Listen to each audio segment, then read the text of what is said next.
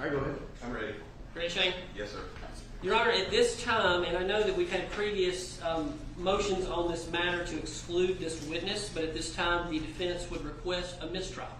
It has become evident and clear that Martha Jane Barton has broken the rule of sequestration, and she has watched court TV and various apps and YouTube, and it has controlled what testimony that she is about to testify to today. She has seen every bit of this trial, and she is going to come forth and she is going to so taint this trial in front of that jury that my client cannot receive a fair trial. She is so prejudiced that we cannot overcome it. So at this point, Your Honor, I would simply ask for a mistrial. Judge, I think you've already ruled on this. It's not, if there is a violation, first of all, she was on each party's witness list. She was never subpoenaed by either party. There was an informal agreement that if we needed her, she could testify by Zoom. No one technically did anything to make her a witness. She was mentioned, so I don't think she's in a technical violation of the rule of sequestration, but I trust that she's going to be so candid and authentic when she testifies. I'm not concerned about the court charging however the court would like. I think any motion for a mistrial is not right. And also, as the court has already discussed and entertained and heard the law, that any type of violation of the rule of sequestration would go to the weight and credibility of the witness and would not go to the admissibility. I understand that the defense does not want Martha Jane to testify in front of this jury, and I clearly understand the concern that they have with that, but that ultimately would be a question for the jury, not for the parties. I think we established previously that no one actually had subpoenaed her. Is that correct? That's right. We didn't subpoena her.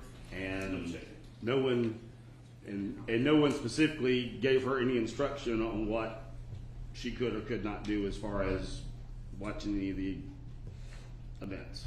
To my knowledge, no, Your Honor, but I can put her under oath and we could ask her also. Well, that's probably a good idea. Let's do that. All right. Ms. Martha, would you can stay seated. Don't get up. Raise your right hand if you would, please. Do you solemnly swear or affirm that the evidence you're about to present in this matter shall be the truth, the whole truth, and nothing but the truth, so help you God? Ms. Martha, state your full name for the record. Martha Jane Barton. We're going to ask you some preliminary questions, not going into the other stuff, but in all fairness, the judge and the attorneys would like to know, did you ever receive a subpoena in this case? No. No one served you with any documents or anything? No. I think you talked to our office with Ms. Frankish one time over the phone. I did. A couple of weeks beforehand. Mm-hmm. Outside of that, did you talk to any of the defense attorneys? No. And did you hear from anyone else in the case about this case prior to trial? I have not. That's all I have to say. All right. Okay, any additional argument, Ms. Weir? Additional argument. As this issue of having to be under subpoena for sequestration, I don't think the law is actually clear on that, so we do not accept that that is what we must follow. Of course, that can be taken up in another court at a different time, but we still, of course, object to that premise by the court. And furthermore, if she is allowed to testify, we are requesting, and we need to put this on the record, we are requesting a charge to read to the jury before her testimony, letting the jury know that she broke the rule of sequestration, and she has watched this trial, and you are to determine the weight and the credibility of the witness. Judge, may I reply? No, that's all right.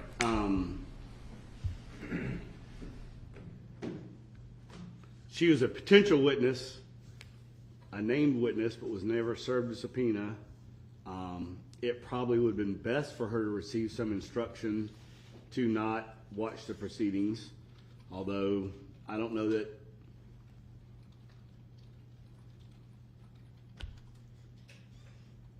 that is another issue that none of us have gone through before, and maybe next time we will do it a little bit differently. But there was definitely no intentional violation by the state that would justify a mistrial. I'm not inclined to grant a curative instruction or anything saying that she violated any rule of sequestration, since she was not informed that she could not contact anyone or watch the proceedings or anything. I will let y'all cross-examine her to the extent that y'all wish to about any or all of that. And I'm not gonna restrict any of that. Y'all can ask her any questions about anything that she's seen or where she got her information from, or any of that stuff is fair game. But I think it's appropriate for cross.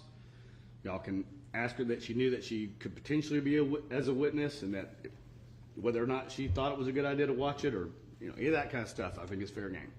Judge, we've learned from this too, because we notified the ones on our list that we provide the defense about not contacting anything outside of that. I haven't instructed a single witness as they left the stand to not watch the proceedings on, and I probably should have done that. So, We did tell them, we told them. Anyway, we'll do it all differently maybe next time we have one of these. All right. Anything else? That's all, Your Honor. All right, bring them in. And Judge, just for the record, I will re-swear in. Yes, that's fine.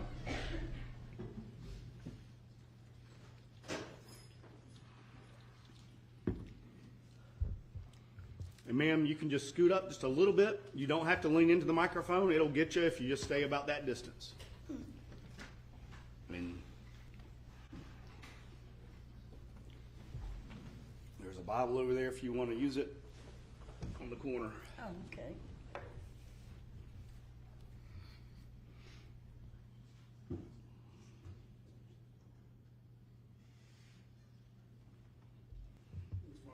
There's water. Yeah.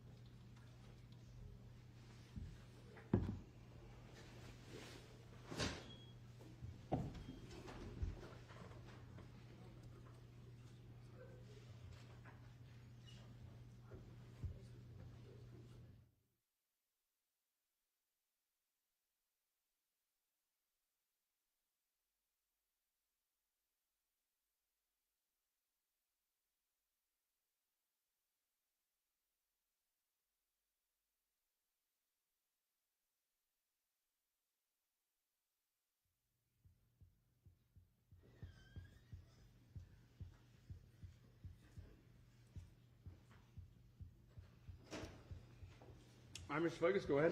Thank you, Your Honor. This time to take calls from Martha Jane Barton. Ms. Barton, you can remain seated. Just raise your right hand.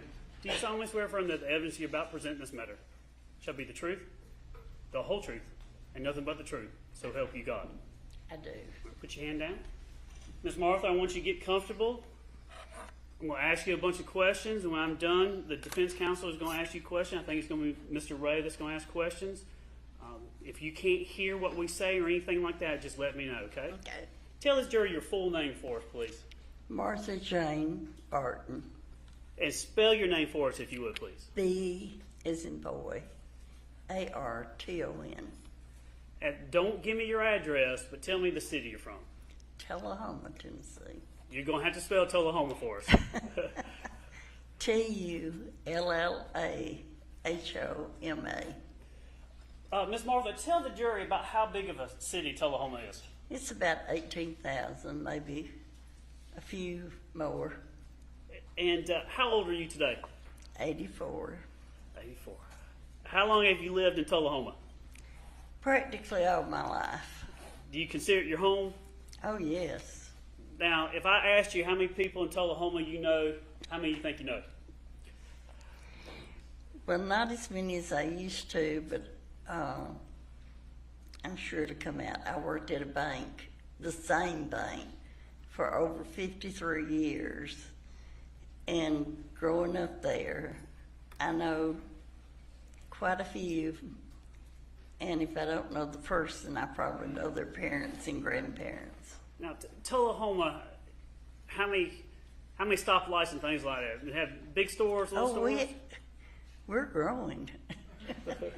We have several stoplights, and we're growing with stores that we have a Publix, Hobby Lobby, Marshall's, Ulta. We have a Ross. You have an Aldi's? An Aldi, Okay. of course, Kroger's, And several banks. several banks. Now, is it my understanding that you like purses and shoes? Who told you that? Yes, I do. Okay. What type of brand of purses do you like? I guess I have more Michael Kors, but I have.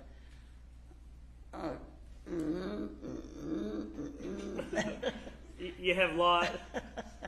Yeah, I have a lot. And Too many. Now, when you're in Tullahoma, do you have an opportunity to go out much these days? Or Not now. For about, with COVID, and then since then I've had a lot of health issues, and so I don't get to go out. Would you just tell the jury about? I know you have some heart issues. Just briefly, what kind of heart issues have you had? I'm going to ask you some questions later on, but just tell us about that. Open heart surgery with aorta valve replacement, and then about a week later I had to have a pacemaker put in. And I still have heart issues. I have another valve that's giving me problems now. I've had COVID twice. Since then, I've developed COPD and emphysema, and that's why my voice is like it is. I also have macular degeneration and have to have injections in my eyes. Okay. Did you take your medicine today? Pardon? Did you take your medicine today? I did. All right. If I get going too fast, sometimes I get going fast, just raise your hand and I'll slow down, all right? Okay. Tell me, what kind of education do you have? 1 year of college. What did you study in college? Well, actually, I meant to study psychology in the first year. I didn't, and then I quit and went to work at the bank.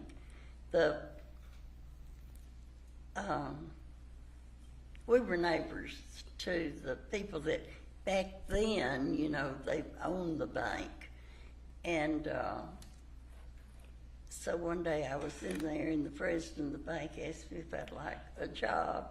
So I took the job and stayed. When you started working at the bank, what kind of job did you start with, and what did you end up doing?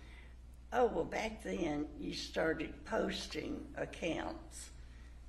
And what's posting accounts? I don't know what that means. well, checks and deposits, the people's checks. Okay. And their deposits, and all the accounts are everything was done like a ledger, like A's and B's and C's and D's, like that. So like a book ledger, old paper ledger?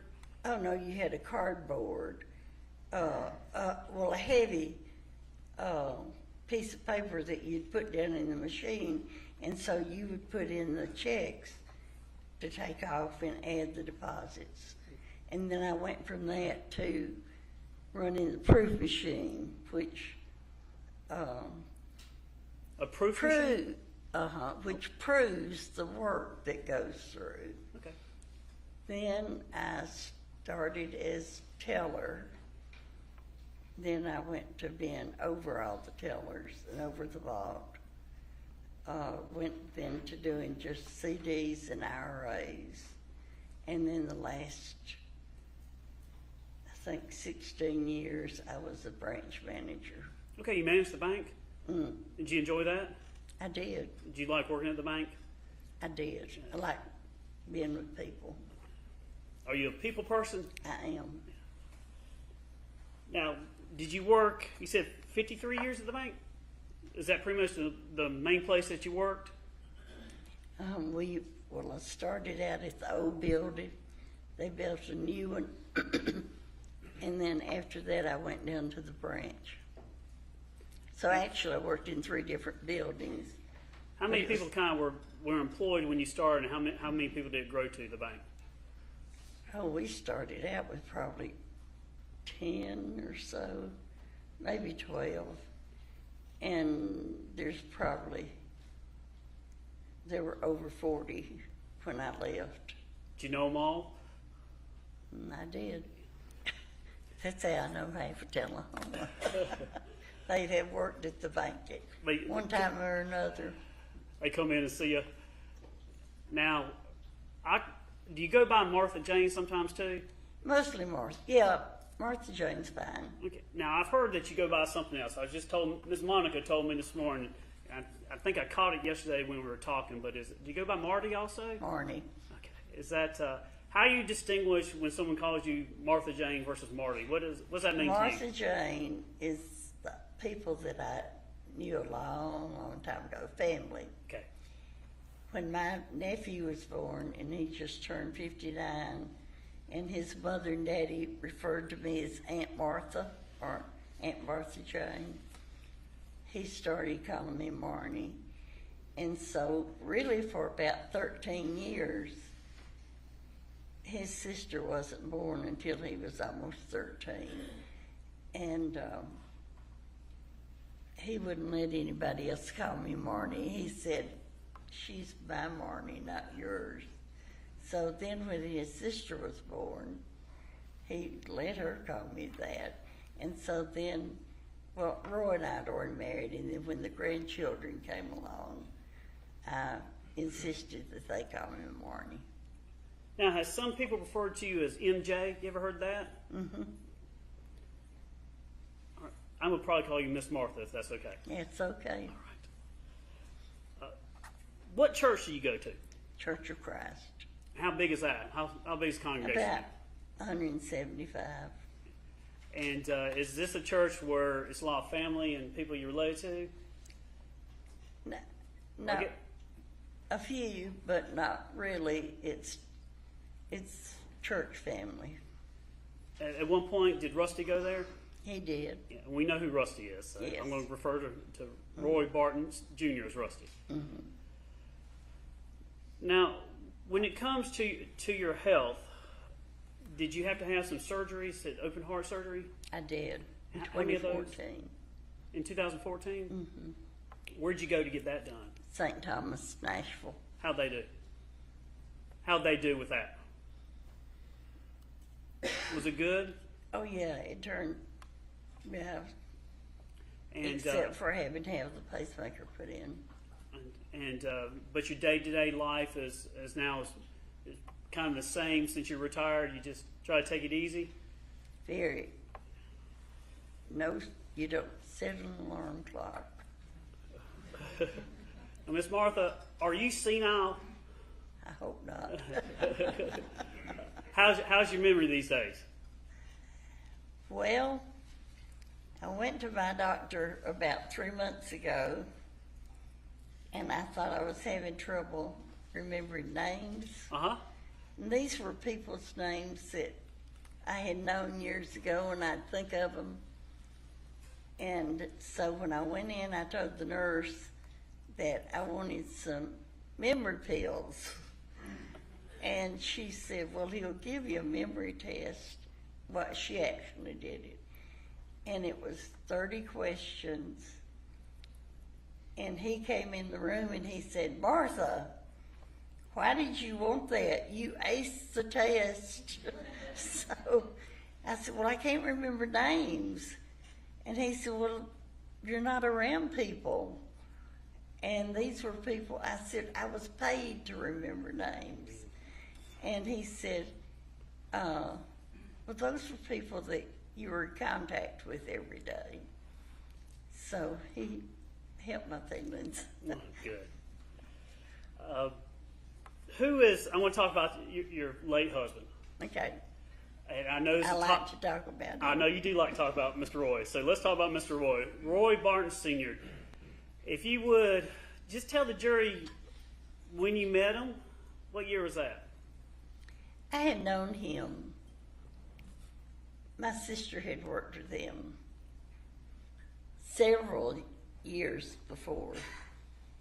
And in 1975, I went to a class reunion, and he was there with another girl. And I promise you, I did not flirt with him. I don't even know. I mean, I know I spoke to him. But then that was on a Saturday night. Sunday afternoon, he called me. And my first thing, no, you know, you're going with someone else. And he assured me that they weren't in any permanent, steady, engaged relationship. They wasn't going steady with her, huh? No, but I still wouldn't go out. I said no. So he told me that he had come home talking about me, and Rusty, who I had known since he was a little boy because of coming in the bank, had said, Daddy, call Martha. And then he said, he just left, and he said, don't forget to call Martha. Well, I thought, well, if he said it was okay, you know, it was okay. But he came out to my house, and we talked on the phone for 2 or 3 weeks. What year did y'all get married?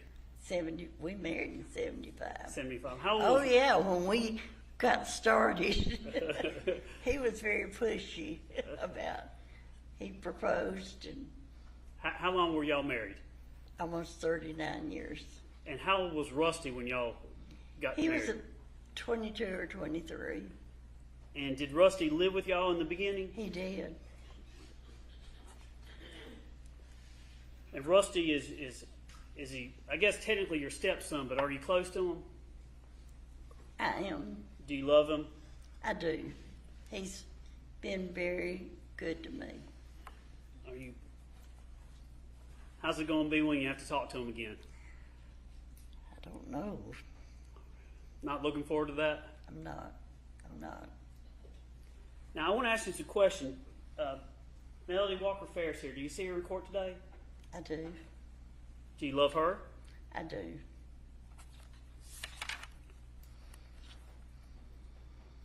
I want to ask you some things about her.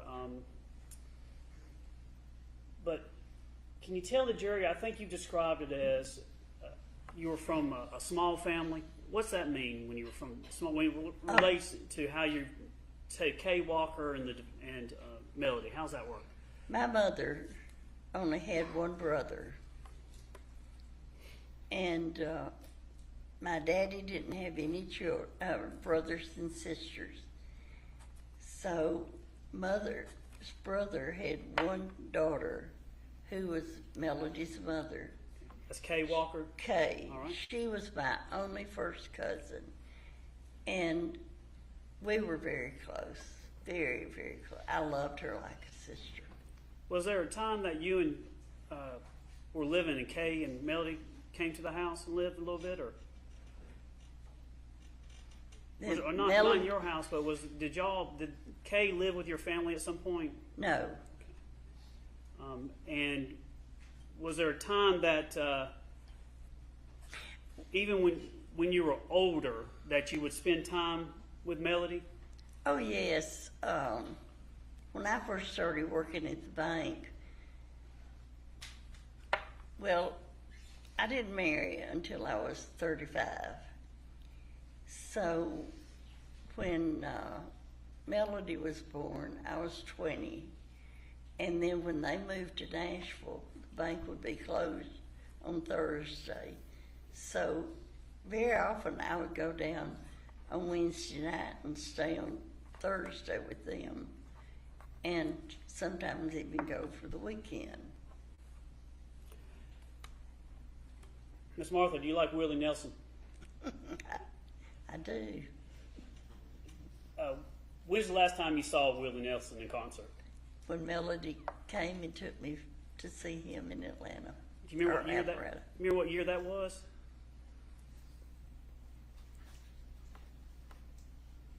It was probably 2017, 2018. Gary hadn't died. Was it a good concert? Oh, yes. Would y'all do things like that often? Just go and do No, stuff? that's the only time we ever went to a concert. And who went with you to that one? Was it just you and Melody, or? Amanda and Chad, and then a friend of, it was a couple that was a friend of theirs. Amanda, her daughter, and Chad Bruce, her now husband. Mm-hmm. How would you describe the defendant's, Melody's, Melody's energy level? She was like my mom, my grandmother, which had been her great grandmother. How so? My mom was never still, and Melody wasn't. She worked. She kept a good house. Her yard was southern living, and when she would come up to my house, she would do things for me. What type of things? She brought her power washer and washed the patio, the front sidewalk. She did all my patio furniture. She repainted it. She helped me clean out. We have a separate garage, and we got a dumpster, and she helped me clean that out after my husband died. Melody's family, right? She is family. Would you welcome her could she come into your house even when you weren't there? Oh, yeah. Did she have a key to your house? She did. Did you try to limit her access to your house in any way? No, she was very good to come up at, my husband had one stroke, and he got better from that. But he also was diagnosed with Parkinson's. And then he had several sick spells, and where he'd be in and out of the hospital. And then he had a second stroke and had to go to the hospital and never came back. But she came and took me to Nashville for my doctor's appointments. And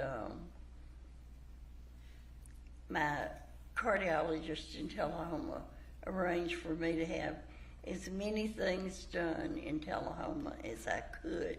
He knew the situation. I had been a patient of his, my mother and my husband had. And so for convenience sake, but for those things that I had to have done, she took me to Nashville for that. Because of her energy level, did you ever say to her she needed to get her thyroid checked? I did. She was the Energizer Bunny. Does she like to clean? She does. On a scale of 1 to 10, 10 being the most immaculate, loves to clean, and 1 being as dirty as you can be, where would you put her on her 10.5. Now, did you know Gary Farris? I did. What'd you think about him? I like Gary. How many years did you know him? Well, since they got married. So about 38 or so? We, we went for periods of time that we weren't around them as often, but we went down for when Chris and Scott was born. Of course, then they moved to Birmingham, and during that period, we didn't see them as often. But no, I was very fond of Gary. Was Gary good to you, bad to you, or something else? He was always nice. He came to Tullahoma to visit us a few times. Of course, she came more, but no, he came too. How would you describe how Melody felt about Gary? In later years, they were distant. Ms. Martha, let me ask you a little bit more straightforward.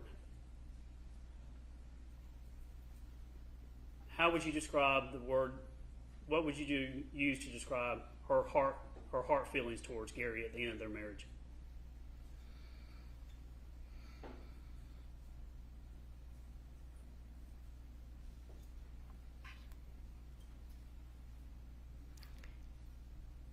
There was no love there.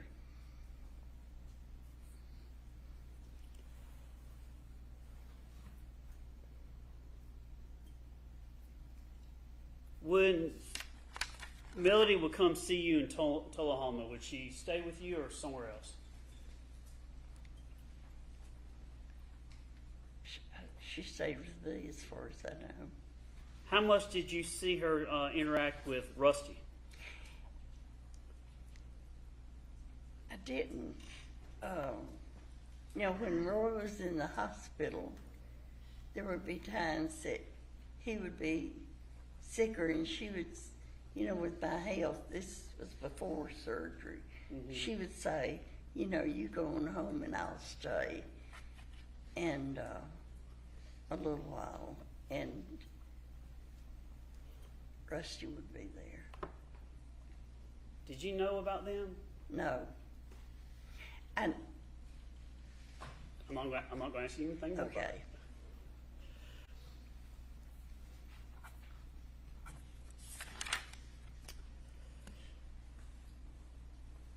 Now, I think you were able to talk to law enforcement twice in this case. Is that right? Yes. Were you able to go back and listen to? I wanted you to listen to those recordings. Did you listen to those? I did. Did you remember much of what was said in, or had you forgotten some of it? After I heard it, I remembered. I didn't before. Do you remember when I think was the first law enforcement that came out and talked to you, was it the TBI? It was. How were they? I think that was July 6th of 2018. I don't know what date, but they came. Would it be It was at night. after what was going on with Gary? Yes. Okay. Uh-huh. Just tell the jury, how were they with you? They were very nice. They mostly asked personal things, Was it? Do you remember it was a tall, a short guy about my size and a tall lady? Do you remember them? I do. Do you remember their names? I didn't actually remember names. I do not remember their names. Were they mean to you? No. Okay, I'm just asking. Now, when you talk to They them, were go ahead. No, they weren't mean. Were Were you nervous? I was nervous. You ever talked to law enforcement like that before? In the bank, a lot of times, or I wouldn't say a lot of times, but very, on occasion, we would have an officer, an FBI agent come in and flip his badge over to you to ask something, and it was like, yes, sir, what can I do for you? Now, you were a little hesitant to talk to law enforcement about what happened to Gary, what you knew? I was. Tell the jury why you were hesitant. I had been told that an attorney had told me not to talk. Who specifically told you not to talk to law enforcement? Melody told me that the attorney told her. But did you end up talking to them? Did you talk to them when they were there? I did. Did you know any facts or details what had happened to Gary the first time you talked to the two? No. Did anyone tell you facts and details about what had happened at that time? They told me what I suggested wasn't true. And what at that time did you know? When you I talked knew to that them? he had died in a burn pile. Did you know anything about a bullet? No. Did Rusty give you information? No. Did No, not then. And did you talk in detail with Rusty about what happened? No. Did you talk in detail with Melody about what happened?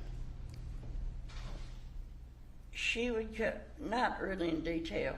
No, not. I never asked the details because she insinuated that they, he just found him. So I thought I believed her. You had no other reason to? You had no other evidence, right? No. Judge, this time on the evidence states M. Barton 1 through 16, if there's no objection.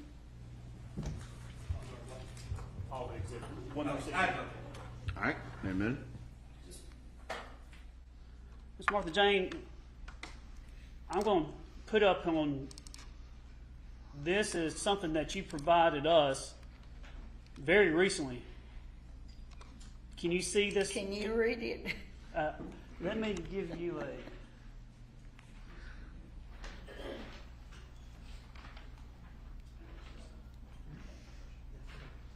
May I approach Ms. Martha? I can see it here. You can say it, please. Oh, yeah. Let me give this. It may be easier. Now, this is a piece of paper that you gave to us. Is that right? Right. They had asked me, the Cherokee people had asked me about the phone calls. And I had told, so I went back on my phone, it's there, and looked back to see when I had when the dates that we had talked. And this, I went back to July the 4th. Okay, is that first one? I had no idea that it happened the 3rd. So I went back on the 4th, and on that first occasion, I had called her about a recipe. Hobo beans? Yeah. I didn't know if you drained the beans or not. I was going to make it to take to a church on July the 4th. They were going to do hot dogs and hamburgers, and we were going to take sides. Okay. So I thought, well, that'll be a good recipe, but I didn't know if you needed to drain the beans. And that was my conversation. And then these are the other dates that you Then found in your these record? were the others. She had called on the 5th twice, Okay. and that was from her phone. And then the 6th, she called me from Jackie's phone. All right. And then the 6th from Amanda, 6th from Jackie, All right. 7th, twice on the 7th from Jackie, twice on the 8th from Amanda, and on the 9th from Amanda. All right. And then you put this down on, I wrote on the back of one of your I had box of stuff, ordered looks like. something, hadn't I? Imagine that. But I did this because they had asked, and I didn't know if they'd come back. And of course, the phone doesn't hold that forever. Now, because of rules of evidence and things like that, we tend to listen to the recordings and things like that, but I noticed that, you remember when the TBI was there on July 6th in July, the first time you talked to them? Mm-hmm. When they were leaving, you asked somebody about, you asked them, did they know a Jason? Remember that? I did. Who's Jason? He's an investigator for Coffee County. I know him. I know his mother. I know his grandparents. I know his aunt and uncle. And so You just had I just said, do you know Jason Denby? And, oh yeah, they knew him. They know. Now, on, I believe, July 10th of 2018, the second date, after you talked to the TBI, some detectives from Cherokee County, Georgia, came out and talked to you. Do you remember that? They did. Do you remember Detective Hayes? I remember the name. Remember Pope and Hayes? I do. What was Detective Pope like? Well, he was nice. Did you have a good conversation? I thought so. Were you still under the same impression that you weren't supposed to be talking to him? I was. Did you talk to him though? I did. You didn't know much more details though? Oh, I didn't know anything else. Now, I want to ask you, and it's okay, I want you to just tell the jury, have you been watching the trial on TV? I don't get up until about 10 in the morning, and you all are an hour ahead of us, so I would usually start about, now this was, well, first of all, your office called me and asked me some questions and told me, or asked me if I knew the trial was starting. That was a shock. Okay. I did not know that. So that's the way I knew it was going to be on, but I didn't know. You're talking about weeks before the trial when we talked. Right, Okay. right. Well, then someone called me and told me I didn't know about court TV, and they told me. So I looked and finally found that may not even have been the first day. How'd you look? I have a Kindle, and I Googled. Well, Miss Martha, that's not true, is it? You don't have a Kindle. How many Kindles you got? Well, I have two. I have two of everything. Did you bring the two with you I did. to read? All right. So did you Google it or something? I Googled court TV, Melody Walker Farris, Cherokee County, and I finally found, and I don't even know what the first was, and like I said, this would have been after 10 o'clock. How much of the trial have you, now, I did, and then let's see, this is the third week, is it? yes ma'am. Oh, I didn't watch any after I talked to you all. Talking about last week? Yeah. Did we tell you to stop watching? Mm-hmm. Okay. Up to that point, had anybody told you not to watch it? No, Okay. And did you see Rusty testify? I saw part of his testimony. How did that make you feel? Disappointed. After seeing Rusty testify, did you make a phone call to Cherokee County? I did. Who did you call? Well, I Googled Cherokee County Detention Center, and it came up 3 names, sheriff and their number. I don't remember the second, and then the criminal investigator, and I called that number. How were you feeling when you called that number? Awful. I had a heavy, heavy heart. Did you sleep the night before? I have worried about this for a long time. Do you remember who you? I think that was last Friday, October 18th. Is that when you called? Today's I Friday. believe so. I believe it was a week ago today. Now, I have around 10 o'clock our time, so it'll be about 9 o'clock your time. Is that about right? Do you remember who you talked to at the sheriff's office? Detective Hand. Hand? Hand, thank you. Now, how was he to you? He was very nice. He told me his name. I didn't even tell him my name. I think I started out with, I have a heavy heart. And then I told him that I had a gun that was missing. And then Let me he talk. asked me my name. Yes, ma'am. Let me talk to you about some guns. I want to talk about. Now, Roy Sr. was a jokester, wasn't he? Yes. I want to turn your attention, I believe, and you tell me if it's not right or if it's around that time. I want to turn your attention to, well, before I get there, did you buy Mr. Roy a certain type of pistol? I did. I bought him a .357 Magnum. Do you remember what year you bought that pistol for him? No. No, I don't. Do you remember It would have been, what decade we dealing with? it would have been probably in the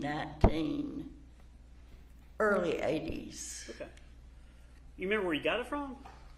No, probably, but I don't remember exactly. We had a gun shop out of Winchester, which was a neighboring town, a Ray Judge that everybody went and bought guns from.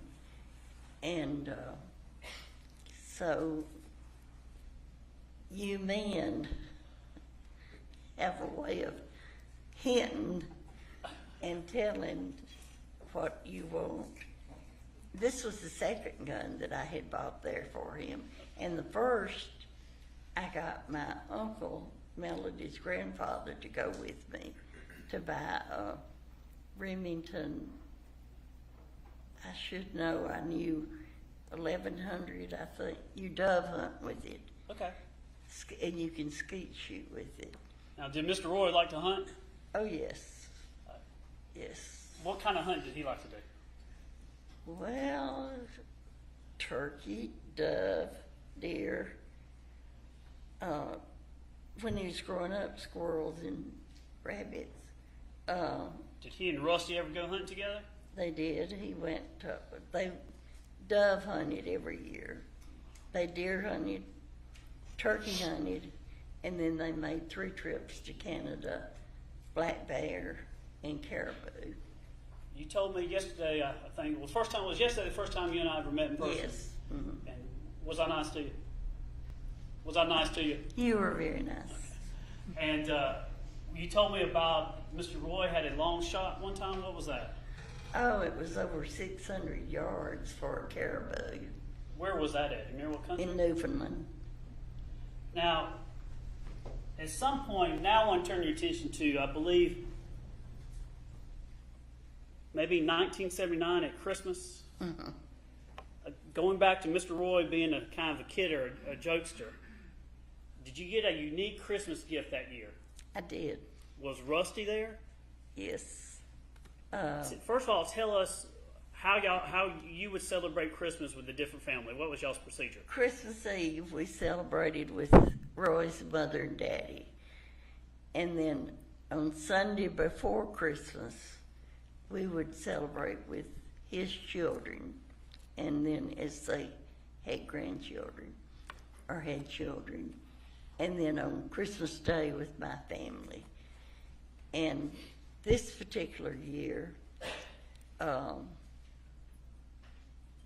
Roy gave me, and he had gone and wrapped this, I know he took the paper at his mother's because my Christmas presents were wrapped that matched the tree. And this was his red and white paper, and he gave me the box, and it was heavy. And I opened it up, and there was a gun on top, but there was a brick in the box. And he had the gun. Well, of course, he had to tell me what kind it was. Okay, what kind of gun was it? It was a .38 special, and he said it was called a Saturday Night Special. Saturday Night. Was it a long barrel or short barrel? Short. How short? Oh, it was very short, and he told me that I could use it. It was for my protection. And when you got the gun, did Mr. Roy do anything else with the bullets? He had rolled up $100 bills, and they were rolled up about like a toothpick and stuck in each cartridge. And of course, he joked that that's the only way he could get away giving me a gun. And that's probably all I saw. Now, this pistol, did it have a holster? It didn't then, but he got a holster for it. What kind of holster was it? It was just a leathery looking, it wasn't a thick leather, very slick, and it didn't have the belt on it. It was just to put the gun in, so that he wanted me to keep it in my closet.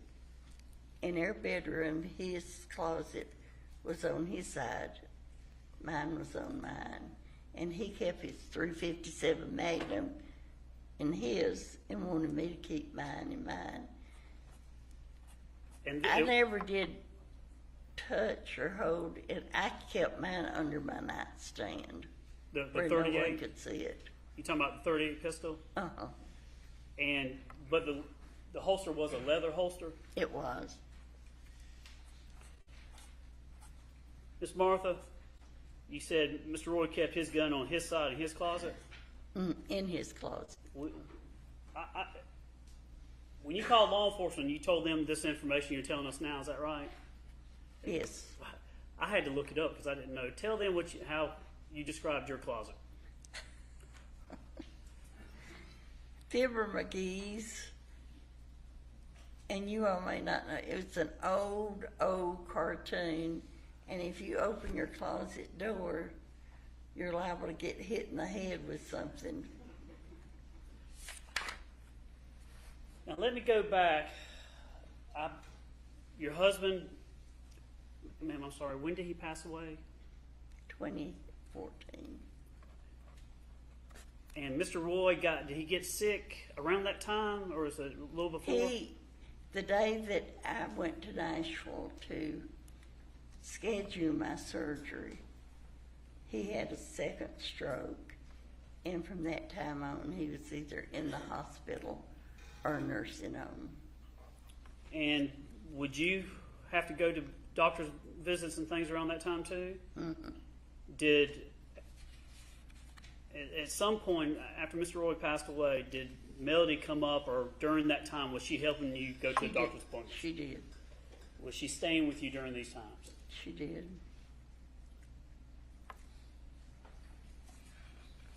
Now, after Mr. Roy passed away, tell the jury what you did with the .357 Magnum pistol, Roy's pistol, and your .38 pistol, special. Tell the jury what you did with it. In one of our spare bedrooms, I had it wasn't a cedar chest, but it was a chest type that had quilts, sheets, that sort of thing. And I took those guns and put them in the chest. There was a TV on top of the chest. I don't remember, but I put a lot of stuff on top of the chest so that I didn't think anybody would look in the chest. It was too much trouble. Did you personally put those in there? I did. Just those two guns? Just those. Let me show you some photographs. This is the first one in Barton 1.1. Do you recognize, did we come up and pick you up to come to court today? Yes, And were you there when they were able to take some photographs of this? I was. Tell the jury what this is a photograph of. This is a gun safe that we have. And I guess because those guns had been upstairs, and Roy wanted them for my protection. I put them in the chest instead of in the gun safe.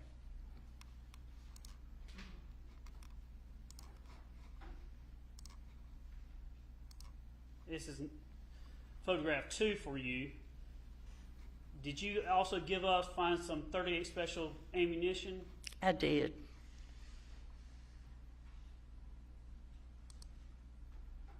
Is this the box that looked like? Yes. Do you remember what all ammunition you had for the 38 special through the years? On my shells that were there, it was a box that had a TGY, which is an old, it hadn't been in business forever. And that's where my shells came from. But they weren't there. And this is the shells that they opened up while you were there? Yes. And that's 4.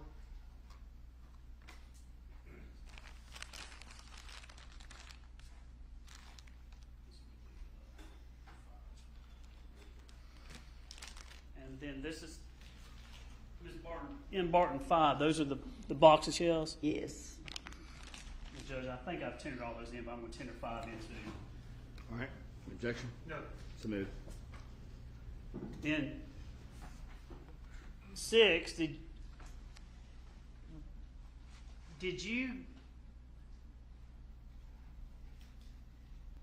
the 38 special pistol, I'm going to ask you some questions later on, but just right at the moment, did the pistol go missing? It did.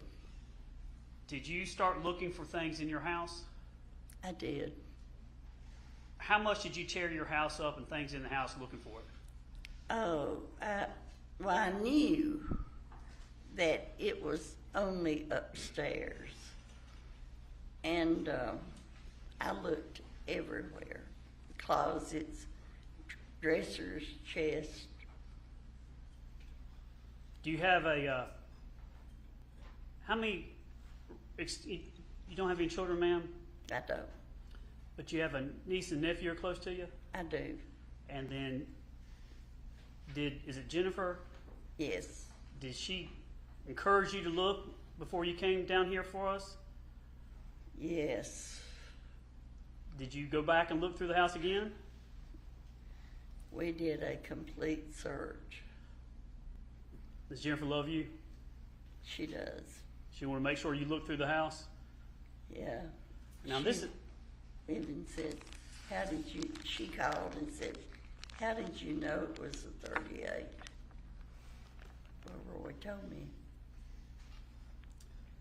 Now this is number 6 for you. It's a photograph of a sock.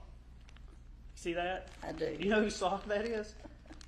I don't know whose sock it is. I'm sure it's Roy's. There were some shells down in it, and he would, of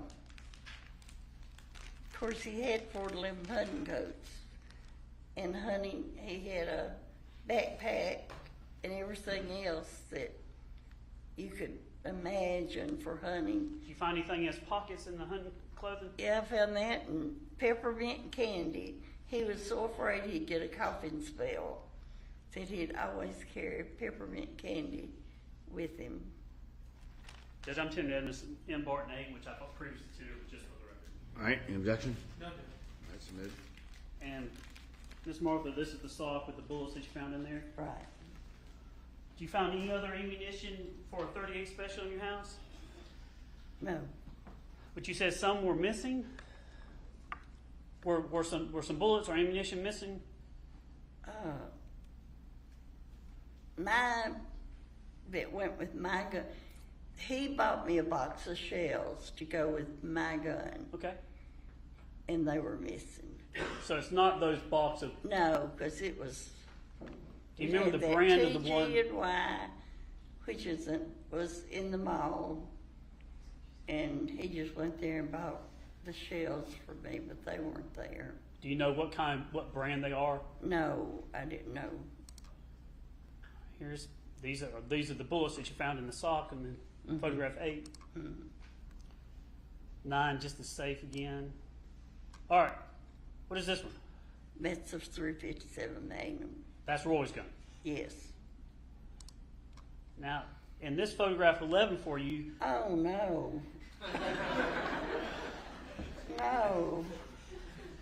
all right, I'll go. You were supposed All to do a right, Miss close-up. Miss Barlow. I'm on 12 now. Just tell the jury what that room is. Have you ever heard of a junk room? I'm trying to go through and get rid of, I'm gonna have to downsize. And I move things in there. But this is the chest at the end of the bed. Now, I've still got things piled on it, but I had a TV and I don't know what else. I would get, or I do get, my nephew Bruce, who is, he's 59, and sorry I told that Bruce. And then my Jennifer, my niece, is a little boy, 15, and so he carries things. They both carry things down and carry to Goodwill for me. And as we go through this, tell the jury, this is photograph 13. Is it correct you moved your 38 and the 44, your gun and Roy's gun, you put them upstairs in this chest here, is that right, that we see in the photograph? Mm-hmm. Do you remember what year you put those up there? Yes, it was 2019. 2019 that you put them up there? No, it was 2019. No, no, I don't remember exactly. It was after Roy died that I put them up there. So it was after 2014 Okay. that I put them in there. It was 2019 when I discovered they were missing. Okay, that's what I want to talk. The 38 was missing. What I want to ask you is, and I want to show you a picture, I'm going to go back to it. This is number 13. This is number 14, the photograph. And then, let me back to 14. I'm sorry, Miss Martha. And then, this is 15, just kind of the contents of the chest. As we took them when these were taken recently, right? Yes. After the defendant was arrested in 2019, did you go upstairs to do something with the, I guess, TV and other stuff with this chest? We were taking some things to Goodwill. And so we looked in the chest. And at that time, I had quilts and sheets. And I had it down under. And when we looked, just the 357 Magnum was there.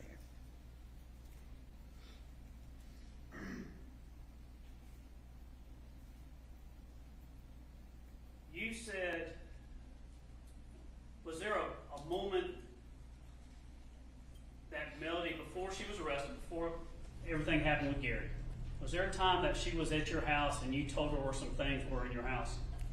There were, yeah, yes. Do you remember how you described that to law enforcement, that moment? You said you had a certain type of moment. When I told her, yes, she was there with Ella, her grandchild, and I mentioned some money that I had in a dresser, and that it was more or less that if I needed something, those things were there. Did you talk about where your pistols were? I just told her that the pistols were in there, And Melody was that. so in you that talked to- chest. And do you remember what year that was? No. Oh, well, yes. It was the year that Emily got married because Ella came up Now, in 2016. when you told the defendant, do you remember how you described that you had a certain type of moment when you told, I apologize, when you told Melody about that? Why did you have some hesitation now, looking back on when you told her? Yes. Why is that?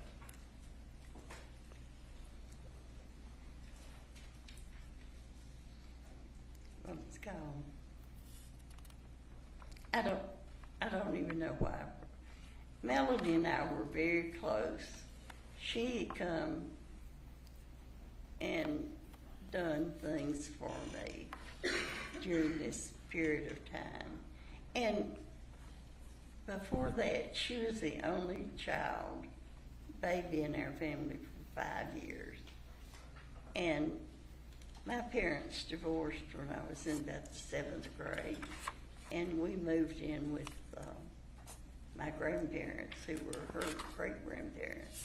So we had a closer connection because when her mother, grandparents came to see his mother and daddy, we were there.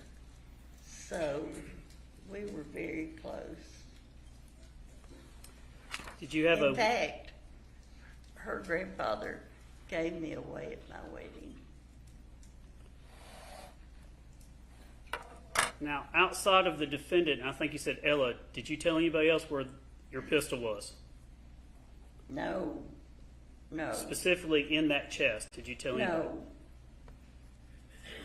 Did you have a weak moment when you told her where some things were in your house? I did. Why was it weak? Well, looking back on it, it was weak.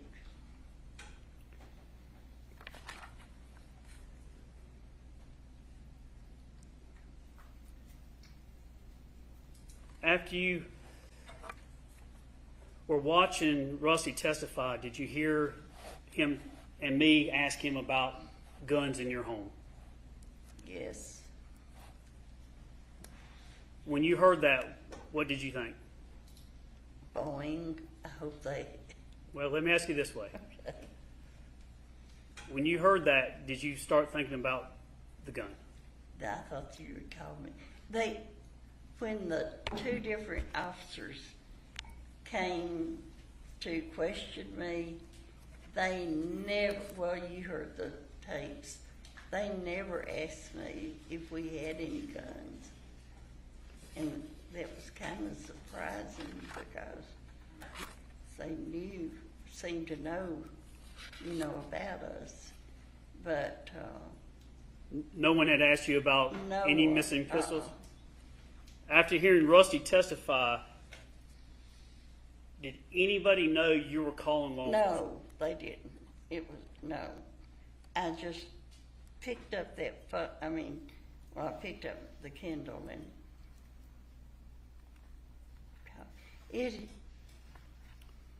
Was it weighing on you? it had been heavy on my heart.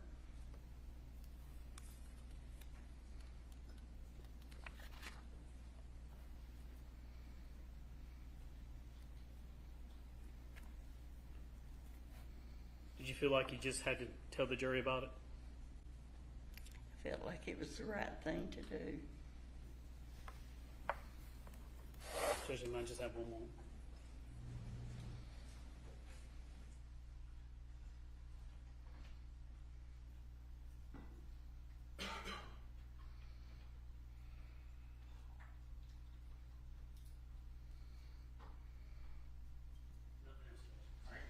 Mr. Ray?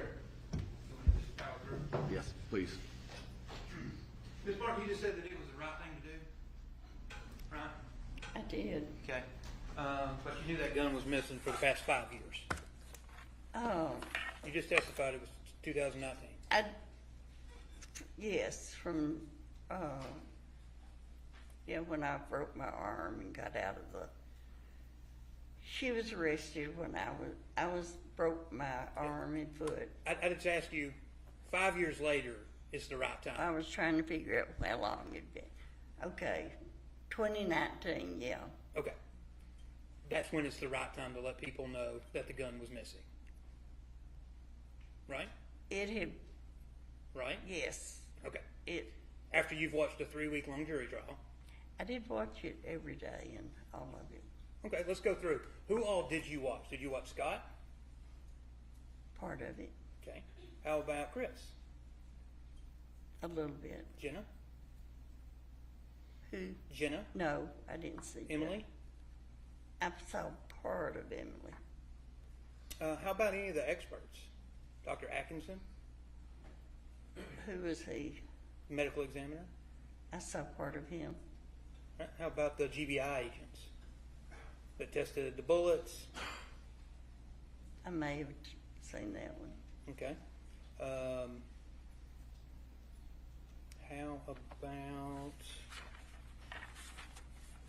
How about Thrasher and all of the forensic people that were at the house? I saw parts of those.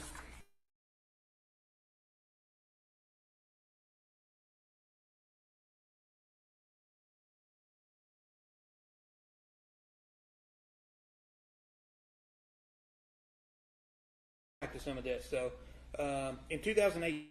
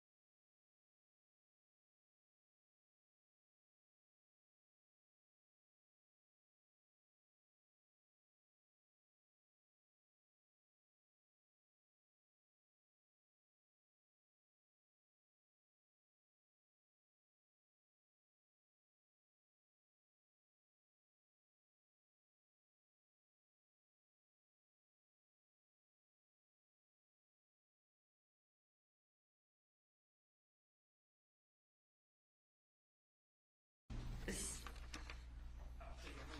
me get that. I just need you to testify from memory, okay?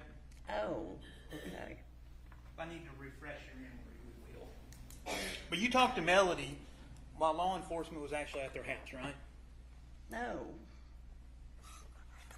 They didn't come to my house until after 9 o'clock that night. No, I know that. What I'm asking is when law enforcement was at Melody's house, Melody called you on her phone. Oh, from her phone. Correct. Yes, Yeah. And that would have been on July the 5th. yes, Okay. And you told law enforcement that Melody was crying when she spoke to you, yes. and that, in fact, her world had been turned upside down. That's, Correct? it had, as far as I was concerned. Now, going to what Melody never told you specifically not to talk to the police, right? She said their attorney told her to tell people. She told me that the attorney told. Melody's never told you anything to tell law Oh, enforcement? no. Okay. Mm-mm. Now, you've known Gary was shot since 2018, correct?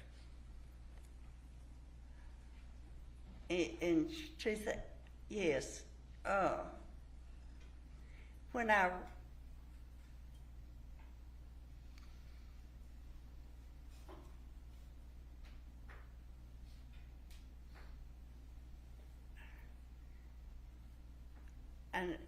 may have known he was shot. Okay.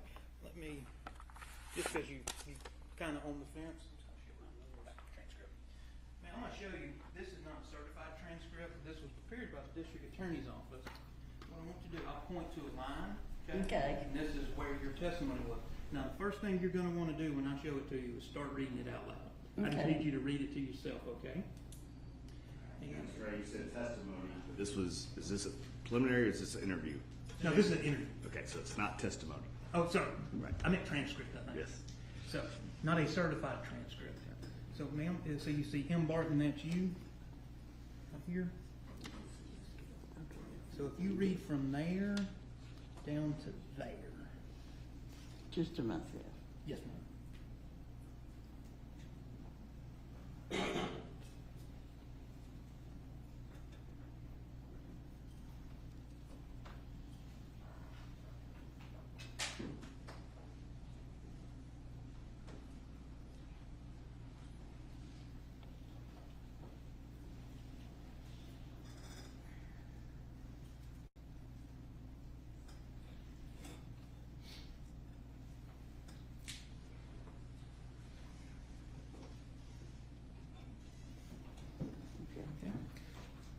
So in that interview, you make the statement that at least someone had told you that Gary had been shot in 2018. Right. Okay. Now, do you also recall in that interview, I think Mr. Fogus asked you, did they provide you with both of the recordings of your interviews from the TBI and Yes. the... Okay, so you listened to both of those? I did. Do you recall talking with them and telling them where you came up with your own theory about what happened? Did someone had come off the road and, yes. I Someone did. had come off the road and encountered Gary? Yeah, that Okay. to rob, something had happened. And you also remember telling law enforcement that you didn't think Melody could do this because Gary was her livelihood. I'm sorry. It's my voice, it's starting to go out. You remember stating to law enforcement that you didn't think Melanie could do this because Gary was her livelihood. I didn't. And in fact, you said that Melody did not know if they even had money, right? Melody didn't know how much money they She- had, where it was at, anything No, like that. She didn't have any control over that. Okay. Melody had nothing in her name. Nothing. Gary controlled all of the money. Right. Okay. And he controlled it with an iron fist somewhat, didn't he? To the best of your knowledge? She was able to buy pretty much what she wanted, but the cards or whatever she used, the notice went directly to him, and he would know Yeah, he would know what she was what buying when she she'd bought it. spent. Yeah. Okay. Yeah. Now, moving on from that a little bit, you'd also talked about you got a woman that cleans your house, right? I do. That she still cleans your house? No. Was she in 2018? Yes, she came while Melody was there. When did she stop cleaning? Just before COVID, she had to have a hip replaced. And then, of course, COVID came, and then she had to have her other hip replaced. How So often was she at your house? Between Every other week. 2018 and Every 2020? The cleaning lady? Every other week. Every other week, so twice a month? Every other week. Well, that'd be twice a month, would it? Well, I guess it's the same thing said different ways. well, she just came every other week. Every other It week, did okay. better. Every other week. Yeah. Now, you had this lady, and you actually told law enforcement that whenever you go into the nursing home, you're taking her with you. Yeah, I did. But you also She takes care of me. had some complaints about her, right? She'd move stuff around when she cleaned. Oh, she redecorated it. And you said you couldn't even walk around your own house after she got done cleaning? Oh, no, it wasn't that bad. It was just that she would just move. For instance, she comes and decorates for Easter and fall and Christmas. And I guess when she came Easter, she walked in and she said, "Oh, I've decided we're going to move this picture that was in the landing and one that was in the den," and she just took it and moved it.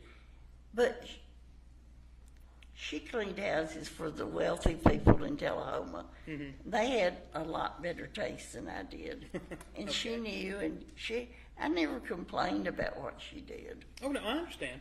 But she did move things around in your house. Just that. She wasn't in the closets. You did state that she likes to get stuff out of the closet, right? No, she didn't get out of the closet. When she first started cleaning, she did a cleaning of the closet, but, she did get my clothes out for me when I broke my arm and foot and sent them to the nursing home. She thought I needed to wear, which I ended up wearing. And hospital that's gear. fine. Do you stay at home with her while she's cleaning? Oh yeah. Okay. Either Roy was there most of the time Roy, because I still work. yeah, you were still working at the bank. Right. Okay, so even after Roy passed away in 2014, she continued to be there up until 2020, right? Because you said she left at COVID. Well, whenever it was. Okay. Yeah. You also had talked to law enforcement a little bit about there had been a man break into your house. Oh, that Or was not like a man. I'll say there was 2010. a boy had broken into your Yeah, house. that was in 2010. Okay. You also have a niece and nephew. I think your nephew is Jennifer, and I just know your nephew's last name is Brayton. Bruce. Bruce Brayton. Okay. Now you had talked about Melody had a key to your house. Doesn't Jennifer and Bruce have keys to your house? They do. Okay. Who else has keys other than I assume the cleaning lady? Did she have a key?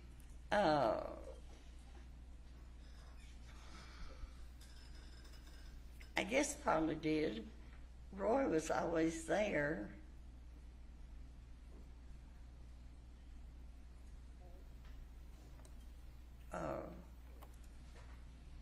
I don't. She may have a key. So let's just and I'm talking relevant time periods 2018, 2019. So Melody's got a key. Cleaning lady may have a key. Jennifer's got a key. Bruce has a key, and there may be other people with keys. No. Well, you're Rusty. Rusty's got a key. So at least 5 people. During all this time, my niece was not coming to my house. During 2018 to 2019? Okay, but if you weren't there, you wouldn't know she was there, right? Well, no, I wouldn't know, but she... And I was just asking, she does in Yes. fact have a key, though? She does. Okay. Now, I'm going to come back to that. Well, let me just go ahead and ask, have you talked to... Because you got down here Wednesday night, right? Right. Did they put you up in a hotel? Oh, they did. Did anybody come with you? No, Jennifer didn't come? no, Okay. Bruce didn't come? no, Have you talked to Bruce, let's just say this week? no. So you wouldn't know that my office called and spoke to Bruce? No. Okay. Now, the bullets that you were talking about, sitting way over there, I couldn't hear you. The bullets you were saying were missing, not the Winchesters that we have in the box. So, can you say it again what brand those were? I don't know. Or you kept saying they were something, and I think there was a store. I can't figure out what you were saying. Well, it's no longer in view. There was a TGNY. TGNY? TGNY. And it had, you know how stores used to put their sticker on. You probably don't even know that. But, My grandpa owned a Radio Shack, and he used to say Radio Shack and have the price on it. used to, when you went to the store to buy something, well, it had the price. But I remember that this one had TGNY on it. And I don't know why I remember that. I never shot the gun. I never handled it that much. I have a healthy respect for guns because my husband, when he went hunting, it wasn't, I mean, he might go hunting when I was there, but he would like clean or whatever you do to guns the next day. He didn't have the guns out in my presence. I could not tell you. I know he's got a Benelli, but I don't know. In that gun that I gave him, that was a Remington.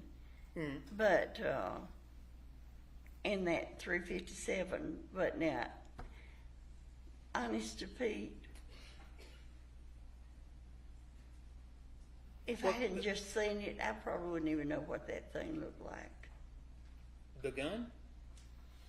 Right? Yeah. That's what you're talking about? You wouldn't know Yeah, what it looked like? because I didn't If it were a pair of shoes or a purse, I guarantee you I could tell you. Absolutely. But they didn't interest me.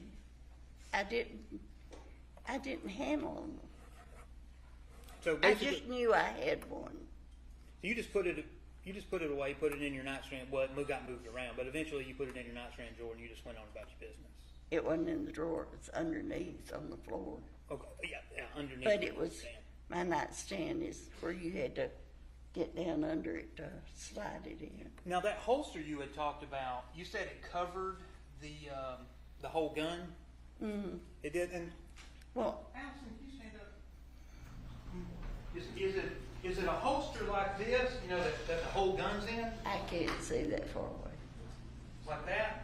I Can you can't. see that? No. Can you walk up to her, Judge? These glasses are close up. They're not my distance. You don't get to hide over in the corner anymore. No, it didn't. No, you could see the end of the gun out of it. Okay. Yeah. It was, I mean, you know, this was old. It wasn't, Well, let me do one thing real quick. And Judge, huh? You get a picture? If you just perfect Yeah, it. we'll do that. Yeah, we'll after. just that we had Deputy Allison approach the witness showing her holster for her service weapon, and the witnesses indicated that it did not look like that. no, it didn't look like that. Thank you, ma'am. Now, so it's sometime in 2019, and Melody is arrested, and you notice that the gun is missing, correct? I did. Okay. And you continued to talk to Melody while she was in custody. Y'all talked on the phone calls? I did. Okay. You never said anything about a missing gun to Melody. Okay. You No. never called law enforcement and reported this gun stolen. No, Okay. You still have not reported this gun stolen. I haven't. And that's another thing that came up that I thought, ooh, I haven't done that. But I couldn't describe it. Yep, you can't. But, well, I'll get to that in a second. So you can't actually tell the jury what this gun looked like, right?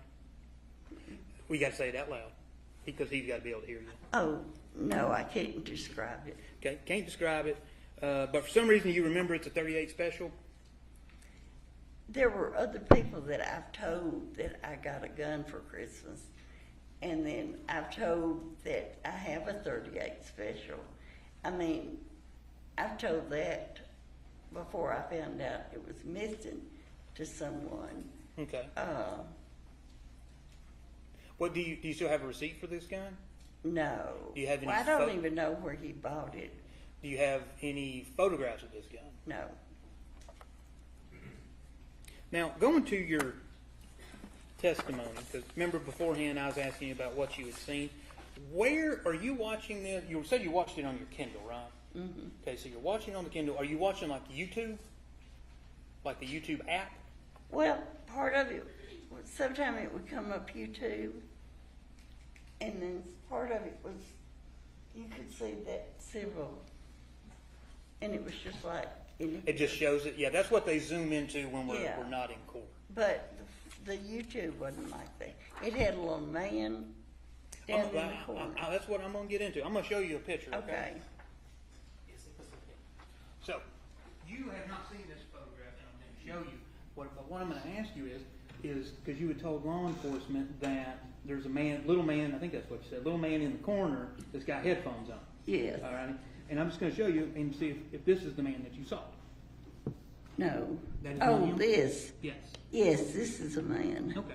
Oh, yeah, that's Rusty. Okay, yeah. And so we'll just perfect the record, okay? Okay. So this is the man in the lower right corner of what I'm going to call Barton Defense 1. Okay. And is that correct? Yes. That is the man that you watched. Yes. And the other man that's Rusty Barton. Right. Okay? And you're watching it. Are you kind of familiar with YouTube? No. Does this kind of look like what you see when you watch it on Kindle? Uh-huh. It does? All righty. And Judge, at this point in time, we move in Barton Defense number 1. All right. I simply do it. All right, submit. Will you switch it over to them? We'll just on public. It's on. Oh.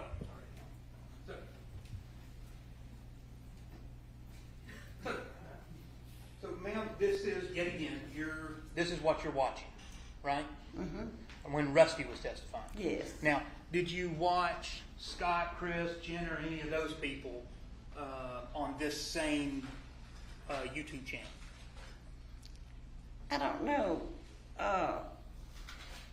Sometimes it came up where I could see the judge and that symbol back there. And sometimes I would get it on this. I'm not real computer. Savvy? I'm not a guru on this. And that's perfectly fine. But one thing I want to talk about is that little man in the corner there, and so the jurors know and they can see it, that this is a YouTube channel called Recovery Addict. Were you aware of that? No. Okay. And it's that little man in the corner with the headset that is the one who told you, quote, that's where she got the gun. I heard him say that. Yeah, and that's where you got the idea. No. Well, that's when you called law enforcement, wasn't it? No. Actually, the next day. It may have been the next day, but I thought they will realize that they'll hear it. I thought you all would pick up on that. What do you see on there on that exhibit where it says, "Did I crack the case?" Where it says what? Oh, yeah, I see that. Okay. And do you know that that man is now claiming that he's the one that solved this because he gave you the idea? Well, he didn't. Well, you would agree with me, though, that on this timeline, you're sitting at your house in Tullahoma, Tennessee, and you're watching Rusty testify with that man giving commentary, correct? I did. And that man made the statement on his YouTube channel, quote, that's where she got the gun, right? I heard that. And the next day, at 9 o'clock in the morning, you call Captain Hands at the sheriff's office. Correct? I did. But And Judge, let me just ask Mr. Ray. that was not, there was no explanation needed. I'll let you redirect. Go ahead. And that is the first time since July 5th, 2018, that you have ever told anyone about a missing 38 was to Captain Hands.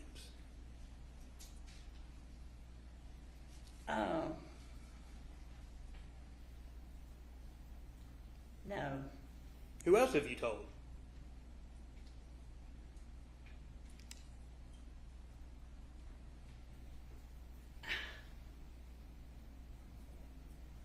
I have, she's not a family. She's a very good friend that I told. I don't want to get her involved. Okay, so you claim, when did you tell this supposed person? It's probably been over a year ago Okay. that this was on my heart, and I felt like I should let somebody know. Okay, so you just let this anonymous person know, right? She's not anonymous to me. Not what? How about why didn't you? I'm not If telling okay, you've got a gun missing, and obviously you're trying to imply that Melody took this gun and those bullets, and that's what she used to kill Gary. So that's important, right? You would agree with me. Oh, It's super important, right? very important. But what your excuse to this jury is nobody's ever asked you, right? That's what you told Mr. Fogus. Law enforcement never asked you in They 2018. didn't ask me. But you didn't know the gun was missing, But so I there didn't was no know. reason to ask you, right? Well, they didn't ask me if I had a gun. If we had guns. But the point is, in 2019, after Melody's arrested, you know it's missing, right? And you don't say a word. I could tell you why I looked. No, I'm just asking you. I You didn't say a know word. You don't want to know. You didn't say a word to anybody about this missing gun until Friday of last week, right? Well, I have discussed it with one person. Well, let's go ahead and get into that. Now, you claim that you did not know about the affair between Rusty and Melody, No, right? I didn't know about Well, the affair. what did you know? You told Mr. Fogus you didn't know. Judge, I'm going to object. I'm going Jag, and I asked Mr. Ray under 611, 623, she is 84. I asked him to slow down and ask the questions appropriately.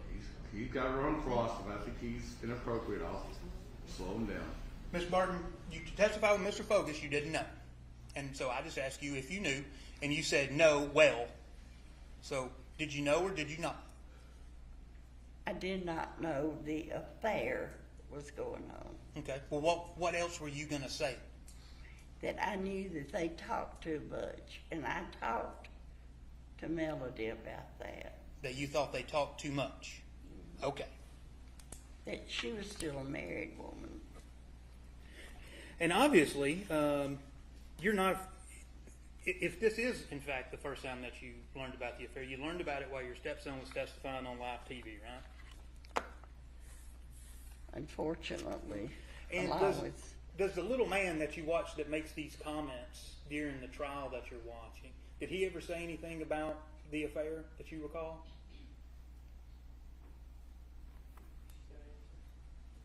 no. Just say yes or no, sorry. So in front of live television is when you learn that your stepson and technically your second cousin are having an extramarital affair, right? Yes. And you recall talking with Detective Hand, telling him about how embarrassed you are about it. I am. And that I think you actually said that you can't even hang your head up in Tullahoma anymore, right? Hold it up. You can't hold your head up in Tullahoma anymore, right? That Rusty and Melody have destroyed the Barton name. You recall that? I do. Now, with your niece and all of them, or let me ask it this way first off: do you have you had any communication with Scott and Chris? No. And that would be since, what's it say, since 2018? Since 2018, yeah. You have? I haven't. You have not? Okay. No. Do you know if your niece Jennifer, she's had any contact with I Scott do and Chris? not know. Okay. And Rusty's your stepson, right? Right. But you're 13 years apart, right? Because I think he said he's 71 and you're 84. Well, he is, yeah. Okay. But I never thought. So was Roy much older than you? He was 7 years. 7 years older than you? Okay. And you don't have any biological children, correct? No. Right. But you recall talking with Captain Hand. It is Captain. Yeah, Captain Hand. Talking to him and telling him that basically you're not happy that Melody's throwing Scott under the bus, was paraphrase of what you said, right? I wasn't. You weren't? Because in your opinion, even though I know you don't have any biological children, but you were very close with Kay, I believe, right? And y'all talked about a mother should always protect her children, correct? Right. And that a mother should do anything to protect her children. I believe that. You believe that. And it made you sick to see Melody blaming Scott and Chris, didn't it? It did. Okay. And then After the fact. what, after the fact the After man I told you learned that more. the gun. Yeah. So that's exactly it. So you're watching this trial and Melody is disgusting you. You found out about an affair. You've seen her blame Scott. Well, you hadn't seen her. You've seen me and John Luke blaming Scott and Chris. In proper form, he's not asking questions, he's testifying. He's trying to get. I'm trying to get It's to not it. a question, Your Honor. It is just a long question. So now I got to start over. Correct. Lost my rhythm. So you have sat here and you saw me and John Luke blaming Scott and Chris, right? I'll break it up because you watched the trial, right? Right. So Part you of saw it. us blaming him. You saw Scott come in claiming that he found a gun, right? I did. But I already knew that. Who told you that? Melody had told me that he had found the gun before all of this happened. Yeah. And the I done lost my train of thought. You find out about the affair, right? I did. So, and then you see me and John Luke blaming Scott and Chris, right? Or it's technically going on all at the same time. I've seen that. And for you, that's just not good, correct? You can't have a mother blaming her sons, right? Because you just said mother should always protect her children. I'm going to object. He's asked 3 questions and has not given her an opportunity to answer. He No. has got to let her answer on 611, 623. That was one. That's 3 questions. They didn't let her answer. I just asked you to be able to answer. He's trying to get her to answer. He Go has ahead. to give an opportunity to answer the question. She hasn't answered yet. He hadn't let her. I don't think that's exactly what's going on. Keep going, Mr. Ray. Thank you, Judge. All right, so we'll just back up just a little bit, okay? So, when you're seeing this, you're disgusted with Melody, right? Especially once you learn You about the won't affair. let me tell what really happened. So, No, I'm just asking you, when you learned about the affair and the fact that you already knew she was blaming Scott and Chris, you were disgusted with Melody. Yes or no? I was already disgusted. Not because I knew the gun was missing. But you still didn't tell anybody. No, I didn't. Do you have any proof whatsoever that your husband ever even bought you a 38? I don't have a receipt or anything like that. In fact, in '79, you didn't have. I'm sure you didn't have to register a gun. I don't even know if he went to, and which I'm sure he did, but he could have bought it off of somebody. I do not know if it were new. I don't. If he hadn't told me what it was, but I know I had a gun then, and I know I don't have a gun now. Okay. And you have bullets for it, right? Yeah. Yeah. And since you've watched the trial, tell me who else doesn't supposedly have a 38, but they got bullets for it. Do you know? No. You weren't watching when we had tendered in somewhere up here the bullets found in Scott Farris's barn and bedroom? No. That there were 38 special bullets? I told you, You I weren't- did not see all the trial. Okay. If you had to guess, have you watched half of it? No. More than half? No, not half of it.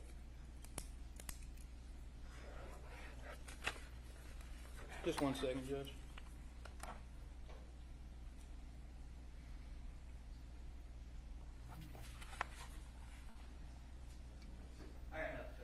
Mr. Focus? Just have something I think we need to take up outside the prison, just very quickly. It shouldn't take too long. All right, y'all step out for a minute.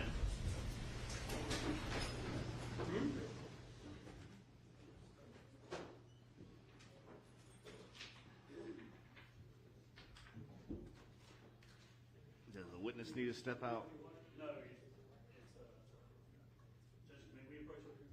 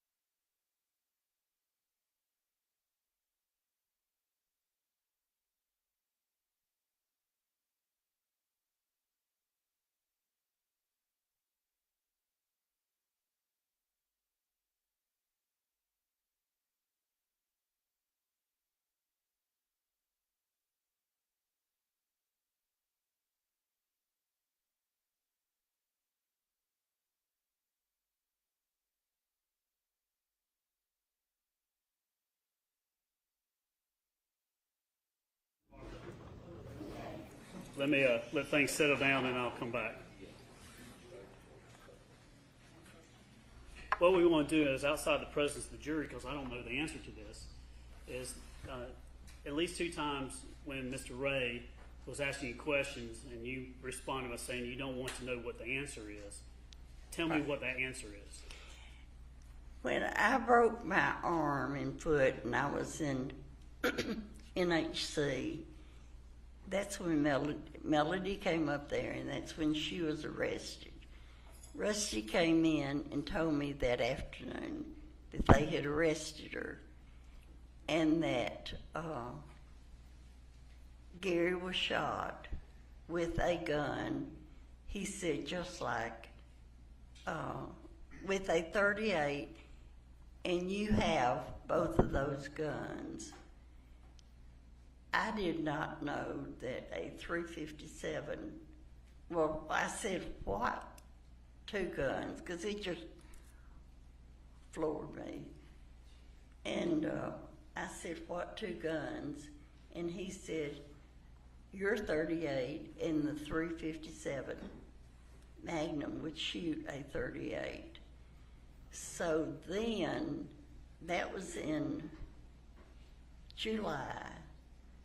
So I think it was Labor Day weekend that we looked in that chest, and I found that my .38 was gone. And ever since then, this has weighed heavily, heavily on me. Judge, I just have one. What defense is he? No, I was just checking. I mean, what you're saying is this is a story that supposedly Rusty came in and said, so that would be hearsay. They want to recall Rusty, then they can ask Rusty if this conversation happened, or they can ask her if she had a conversation with Rusty after or around the time of Melody's arrest. But regarding this whole testament about these guns from Rusty, we hadn't heard that before, and we hadn't heard it from this witness before either. Judge, I might just have one more.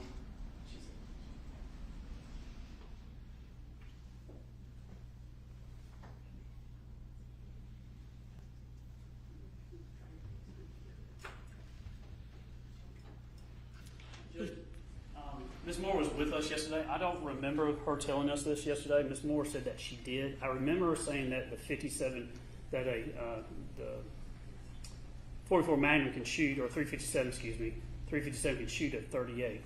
But Ms. Moore said that she did tell us this part. Well, But that's it, Judge. That's what I wanted to. the statement from this witness is that Rusty told her some things. Now those would be hearsay. You can ask her if she had a conversation with Rusty and did he talk to her about the shooting, and then what she did after that. Okay. She can say that's when I went and looked.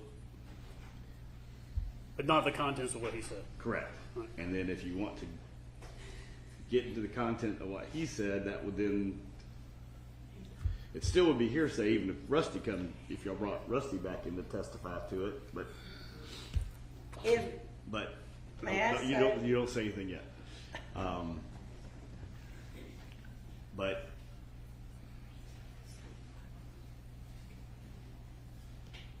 you can ask her if she was informed by Rusty about the 357 being able to shoot the .38. That's not being offered for the truth of that. That's her state of mind. It's just right. Yes, and also since we had the jury out, there was. I'm going to ask about. We sent you the summary. Investigative Morris.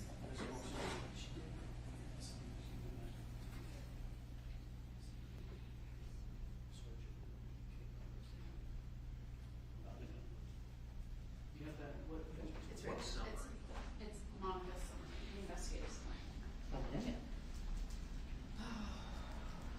I got a photo and a phone. There was one from, this was last week. Yeah, it would have been on Friday the 18th at 7:36.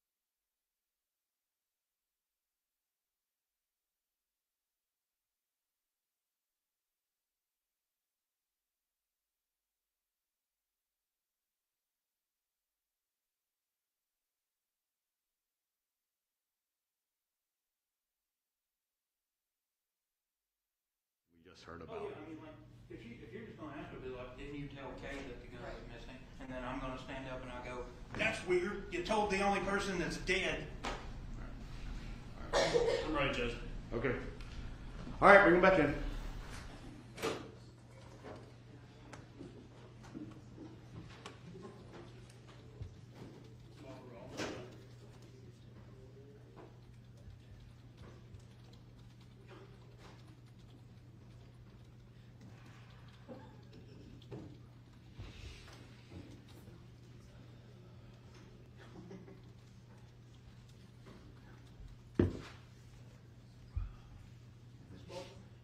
I'm gonna slide behind you, because there's a water. Okay. So I'm gonna pour me some. You need some?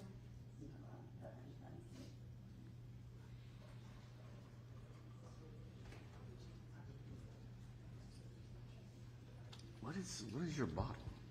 What is what? Your bottle.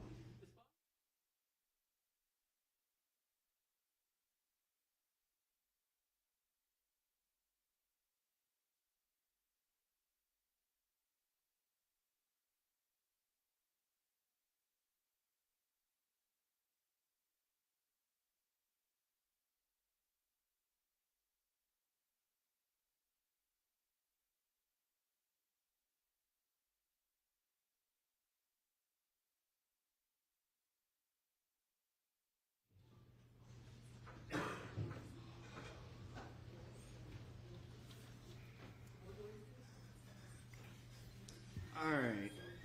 Let's go. All right, Mr. Focus, you can continue. Thank you. Miss Martha, I'm almost done. I have a couple questions, okay? Okay.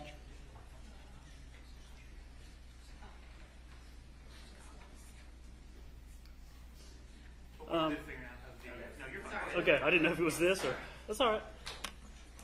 Now, at some point after Melody was arrested, you can't tell me what he said, but did you talk to Rusty about the guns? Yes. And after don't tell me what he said, but did you explain to him about where they were, how they went missing? No. Did he say something to you? Don't tell me what he said, but did Rusty talk to you about He whether or did not? say something to me. And it was at that time, did you then learn whether or not a 357 could shoot a 38? I did. You hadn't known before that? No. Was it at that point that other things started going off in your mind, or thinking about connecting the dots or things like that? It did.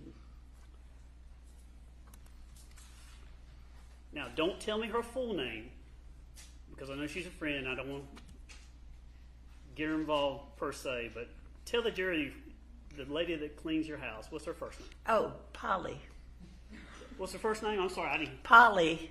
Now, how long has she been cleaning the house for you? Oh, well, now, probably, because she had cleaned about 30 years when she quit. Okay. But she didn't quit. Do you I mean, like, she comes out and helps me decorate. Or she comes out and decorates. And she can't watch this. Is it Miss Polly? Is that? Polly, Okay, I'm calling Miss Polly. you, that's fine. Do you consider Miss Polly someone that is a friend of yours? I do. Do you trust Miss Polly? Absolutely. Would she steal from you? No. Now, defense also asked you about a kid that broke into your house one time. You remember that? I do. How long ago was that? That was in about 2010. And did that or did not involve some glass jars of change? It didn't. I had several in my closet, Uh-huh. and he didn't take any of those. Did you have any connection with that child or teenager since 2010? No. Would you have any evidence that he's ever come into your house and stole your .38 special revolver? No, he wouldn't. No. Now, He went to prison. do you know where he went? Well, I'll let defense ask you that. Was he local? He was. Drugs? Drugs. But had you ever seen him on your property or anywhere upstairs in your upstairs bedroom going through your, or getting into your chest where those two guns, only those two guns were? No.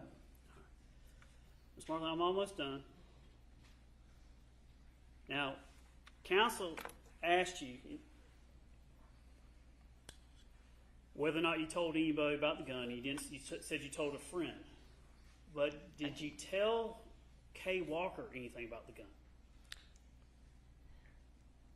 I didn't tell her about the gun.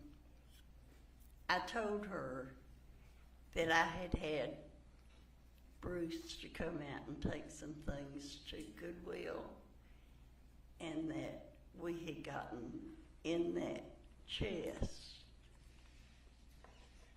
But she didn't even know the guns were in there. She probably didn't even know I had the gun. But you told Miss Kay about the chest and things missing from the chest? No, that we had been in it. Oh, okay. And around that time, were you talking to the defendant on the phone? No, I think when I told Kay that she had been released and I wasn't able to contact her, but Kay was talking to her. Well, after you talked to Kay about the chest, did Melody stop saying something to you? Oh, that's right.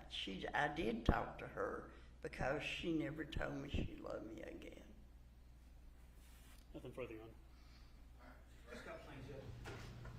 Ma'am, did you also learn that a 357 can shoot a 38 special from watching the trial? No, You didn't hear us talking about that in the trial? no. All right. Going to the neighbor that Mr. Fogus was asking you about, or the boy that went to prison, that guy, he's actually your neighbor, right? He was. He was. And your house, it's fairly far off the road, correct? It is. So, I mean, you got a really long driveway. You can't really see your house even from the road. Oh, yes, you can see it. You can see it? Because I just had to look at it on Google Street View, and it's a pretty good distance, though, right? It is. Okay. But this boy that went to prison that had previously broken into your house, he's a neighbor. He was a neighbor, but he doesn't even come over to his parents' house anymore. Yeah, anymore. Is that because he's in prison, or he just doesn't come No, over he's anymore? out of prison. Okay, now. he's out of prison. Okay. All right. No further questions. Thank you. Anything else? 1 second, Judge.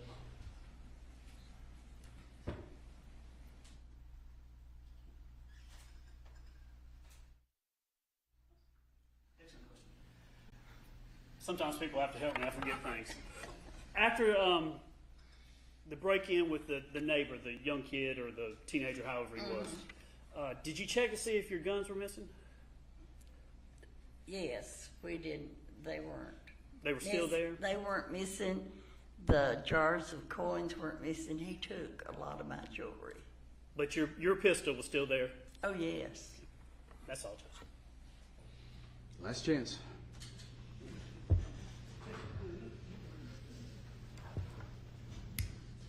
Now, All right. Anything else? we ask that you be released. All right. We're gonna break for lunch. Anything else we need to take up? She just needs to remain for just a moment if we could. All right. All right. We'll break for lunch. I'm gonna give y'all an hour and a half. We'll start back at 3.